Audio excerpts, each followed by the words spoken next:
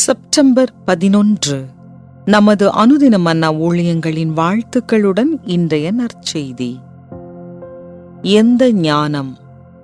இன்றைய வேத வாசிப்பு யாக்கோபு 3ஆம் அதிகாரம் வசனங்கள் 13 முதல் 18 வரை. உங்களில் ஞானியும் விவேகியுமாயிருக்கிறவன் எவனோ அவன் ஞானத்திற்குரிய சாந்தத்தோடே தன் கிரியைகளை நல்ல நடக்கையினாலே காண்பிக்க கடவன்.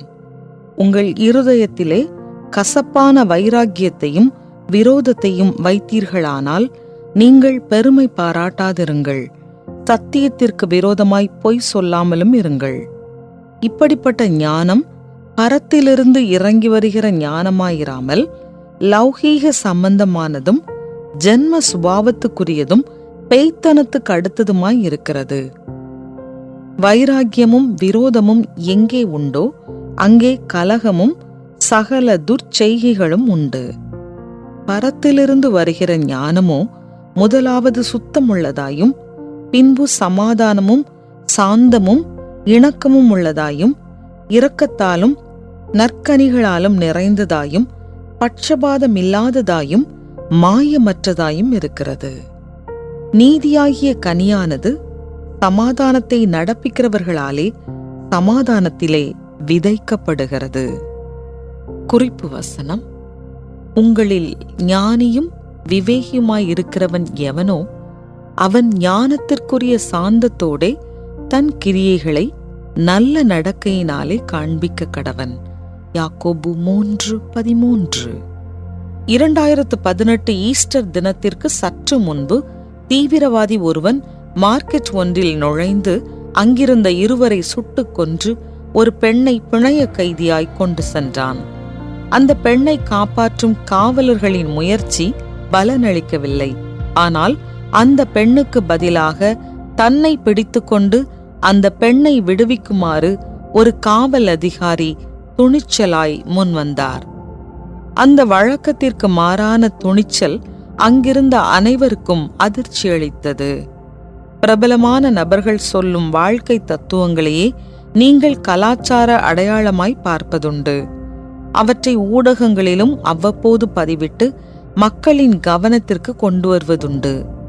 நீங்கள் கனவு கண்ட வாழ்க்கையை வாழ்வதே மிக சுவாரஸ்யமான வாழ்க்கை என்பது அப்படிப்பட்ட ஒரு பிரபல தத்துவம். உன்னை முதலில் நேசி, மற்றதெல்லாம் தானாய் உன்னிடத்தில் சேரும் என்பதும் இன்னொரு தத்துவம். உனக்காய் என்ன செய்ய வேண்டுமோ அதை செய் என்பது மூன்றாவது தத்துவம். இந்த தத்துவங்களையெல்லாம் அந்த காவல் அதிகாரி கடைபிடித்திருந்திருப்பாராகில் முதலில் ஓடி ஒளிந்து தன்னுடைய உயிரை காப்பாற்ற முயற்சித்திருப்பார். இந்த உலகத்திலே 2 வகையான ஞானம் இருப்பதாக அப்போஸ்தலனாகிய யாக்கோபு குறிப்பிடுகிறார். ஒன்று பூமிக்குரிய ஞானம், மற்றொன்று பரலோக ஞானம். முதலாவது ஞானம் சுயநலத்தினாலும் ஒழுங்கீனங்களினாலும் அடையாளப்படுத்தப்படுகிறது. இரண்டாவது ஞானம் தாழ்மை, கீழ்ப்படிதல், சமாதானம் செய்தல் ஆகியவற்றால் அடையாளப்படுத்தப்படுகிறது. பூமிக்குரிய ஞானமானது சுயத்தை முன்னிலைப்படுத்துகிறது. ஆனால் பரலோக ஞானமானது மற்றவர்களை முன்னிலைப்படுத்தி தாழ்மையான கிரியைகளை நடப்பிக்க தூண்டுகிறது.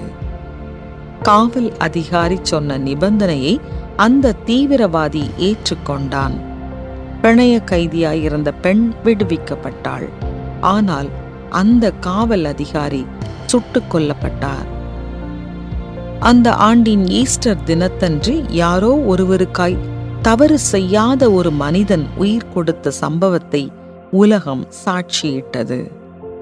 பரலோகத்தின் ஞானமானது சுயத்தின் மீது தேவனை வைப்பதால் தாழ்மையான கிரியைகளை செய்ய நம்மை தூண்டுகிறது.